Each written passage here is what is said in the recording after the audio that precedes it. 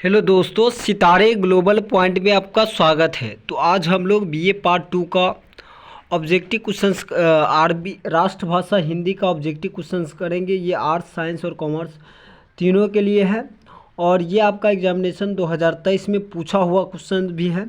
तो अगर आप इसको कर लेते आपको काफ़ी फ़ायदा होगा इससे। तो चलिए क्वेश्चंस की ओर बढ़ते हैं और क्वेश्चंस को लगाते हैं। तो यहाँ पर पहला क्वेश्चन देखिएगा, टिप्पण का प्रयोग होता है। तो देखिए टिप्पण का प्रयोग जो होता है ये आपका होता है कहाँ, कार्यालय में। इसका right answer option number C हो जाएगा। टिप्पण का प्रयोग जो है कार्यालय में होता है। आगे की ओर बढ़ते हैं, मैथिली भाषा को संविधान में मान्यता कब मिली थी। तो मैथिली, डोगरी और संथाली तीनों भाषा को जो है जो भाषा को संविधान में मान्यता मिली थी 2003 ईस्वी में। कब मिली? 2003 ईस्वी में। और वहीं संविधान में जो है भाषा की चर्चा किस अनुसूची में है। तो संविधान की 8वीं अनुसूची में इसकी चर्चा है।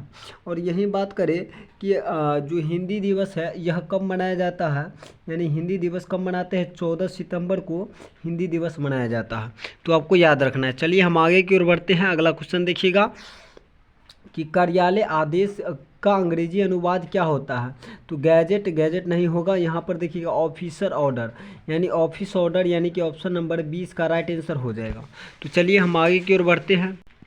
अगला क्वेश्चन देखिएगा। अगला क्वेश्चन है कि पलवन का अंग्रेजी अनुवाद क्या है। तो पलवन को इंग्लिश में बोला जाता है नोटिंग। नोटिंग कहने का मतलब होता है पलवन, सॉरी, नोटिंग कहने का मतलब नहीं होता, गलत हो गया।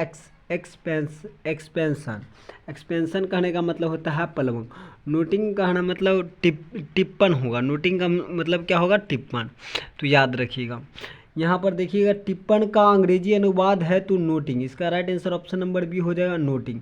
यानी नोटिंग को ही इंग्लिश में नोटिंग कहते हैं टिप्पण को। तो चलिए हम आगे की ओर बढ़ते हैं। अगला क्वेश्चन देखिएगा। अगला क्वेश्चन देख लीजिएगा।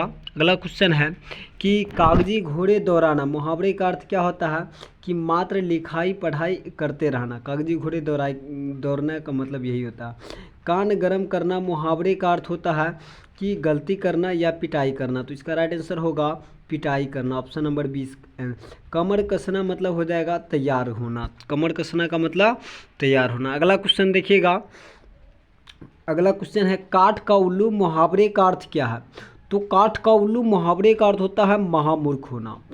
कान खड़े होना, इसका मतलब होता है कान खड़े होना यानी कि चौकन्ना हो जाना, यानी कि सावधान हो जाना। इसका right answer option number A होगा। अगला क्वेश्चन देखिएगा, कन्नी काटना। कन्नी काटना मुहावरे का अर्थ क्या होता है, बचकर निकल जाना या चौकन्ना होना। तो इसका right answer option number A होगा, बचकर निकल जाना। अगला क्वेश्चन देखिएगा, कलम का धनी यानी कि बहुत अच्छा लिखना, बहुत अच्छा लिखना, सॉरी, अच्छा लेखक हो जाएगा। क्या होगा, अच्छा लेखक। अगला क्वेश्चन देखिएगा, इधर उधर हाँकना, मुहावरे का अर्थ क्या है। तो इधर उधर हाँकना यानी कि व्यर्थ की बातें बोलना, बकवास करना। ये इसका राइट आंसर होगा, ऑप्शन नंबर ए। अगला क्वेश्चन देखिएगा, आँख फेर लेना, आंखें फेर लेना मुहावरे का अर्थ होता है विपरीत हो जाना। इसका right answer option number B हो जाएगा। आकाश कुसुम मुहावरे का अर्थ क्या होता है। तो अनहोनी बातें, अनहोनी बातें। यहाँ पर देखिए कौंसल का हिंदी में अनुवाद क्या है। तो कौंसल का हिंदी अनुवाद है परामर्शदाता। क्या है, परामर्शदाता। ब्यूरो, ब्यूरो का हिंदी अनुवाद क्या है। तो ब्यूरो का हिंदी अनुवाद जो होगा, तो इसका right answer option number C होगा, केंद्र। अगला क्वेश्चन देखिएगा। अगला क्वेश्चन देखिए, ब्रॉडकास्ट। ब्रॉडकास्ट का हिंदी अनुवाद क्या होता है। तो ब्रॉडकास्ट का मतलब होता है प्रसारण करना। ब्रीडर का हिंदी में अनुवाद क्या होता है। तो ब्रीडर का मतलब होता है अभी जनक होता है। अगला क्वेश्चन देखिएगा, अप्रूवल। अप्रूवल का हिंदी अनुवाद क्या होता है कि अप्रूवल का मतलब होता है कि स्वीकृति दे देना, यानी कि अप्रूवल का मतलब ऑप्शन नंबर सी हो जाएगा, अनुमति देना। ऑथेंटिक का हिंदी में अनुवाद क्या होता है, अभी प्रमाणित। ऑथेंटिक का मतलब क्या होता है, अभी प्रमाणित। अगला क्वेश्चन देखिएगा, अब्रेविएशन। अब्रीविएशन मतलब क्या होता है। इसका right answer option number C होगा, संक्षेप। अगला क्वेश्चन देखिएगा, एक्टिंग का हिंदी अनुवाद क्या होता है। तो एक्टिंग का हिंदी अनुवाद होता है कार्यवाहक। अगला क्वेश्चन देखिएगा, अफिलिएट। अफिलिएट का हिंदी अनुवाद क्या होता है, संबंध करना या संबंध करना। तो इसका right answer option number B होगा, संबंध करना। अफिलिएट मतलब होता है कि संबंध करना। अगला क्वेश्चन देखिएगा, एडजॉर्न का हिंदी अनुवाद क्या होता है? तदर्थ समिति या कार्य को रोकना, कार्य को रोकना एडजॉर्न होता है। अब्स्ट्रैक्ट, अब्स्ट्रैक्ट मीन्स क्या होता है? अब्स्ट्रैक्ट का हिंदी अनुवाद होता है सार, क्या होता है? सार। एक्सेप्टेंस, एक्सेप्टेंस का हिंदी अनुवाद क्या होता है? तो इसका राइट आंसर होगा स्वीकृति। अगला क्वेश्चन देखिएगा, एक्ट का हिंदी अनुवाद क्या है? तो एक्ट का हिंदी अनुवाद अगर आपसे पूछ दे एग्जाम में तो आपका राइट आंसर इसका क्या होगा? एक्ट का हिंदी अनुवाद हो जाएगा अधिनियम, क्या हो जाएगा? अधिनियम। तो चलिए हम आगे की ओर बढ़ते हैं। अगला क्वेश्चन देखिएगा, एडजस्टर का हिंदी अनुवाद क्या है? तो एडजस्टर का हिंदी अनुवाद होगा समायोजक। एलिगेशन का हिंदी अनुवाद क्या होता है? एलिगेशन मतलब होता है आरोप करना। एडवोकी का हिंदी अनुवाद क्या है? वकालत या अधिवक्ता या विधेयक। तो वकालत इसका राइट आंसर ऑप्शन नंबर ये हो जाएगा वकालत। असेंट, असेंट का हिंदी अनुवाद क्या होता है? अनुमति या स्वीकृति या दोनों। तो इसका राइट आंसर होगा दोनों। तो चलिए हम आगे की ओर बढ़ते हैं। बिल का हिंदी में अनुवाद होता है विपत्र। आगे की ओर बढ़ते हैं। चलिए अगला क्वेश्चन देखिएगा, ऑटोनोमस, ऑटोनोमस का हिंदी अनुवाद क्या होता है? तो इसका राइट आंसर होगा स्वायत्त।